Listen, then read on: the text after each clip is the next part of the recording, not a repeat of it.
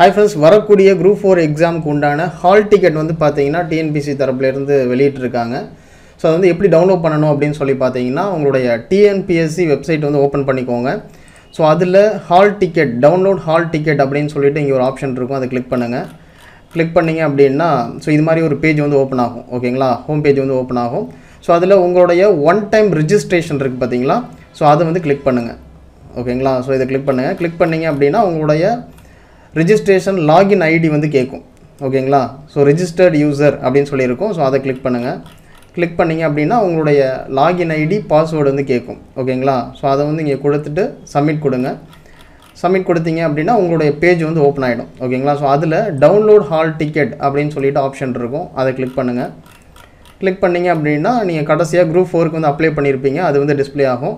So அதில் இந்த கடைசியாக வந்து பார்த்தீங்கன்னா டவுன்லோட் ஹால் டிக்கெட் அப்படின்னு சொல்லிட்டு ஆப்ஷன் இருக்கும், அதை கிளிக் பண்ணுங்கள். கிளிக் பண்ணிங்க அப்படின்னா ஸோ ஹால் டிக்கெட் டவுன்லோட் அப்படின்னு சொல்லிட்டு உங்களுடைய அப்ளிகேஷன் ஐடி வந்து கேட்கும். ஓகேங்களா, நீங்கள் அப்ளை பண்ணப்போ வந்து பார்த்தீங்கன்னா உங்களுடைய ஃபார்மில் வந்து பார்த்தீங்கன்னா அப்ளிகேஷன் ஐடின்னு சொல்லியிருக்கும். அந்த அப்ளிகேஷன் ஐடியை இங்கே மென்ஷன் பண்ணணும். மென்ஷன் பண்ணிவிட்டு உங்களுடைய டேட் ஆஃப் பர்த் வந்து கரெக்டாக கொடுங்க.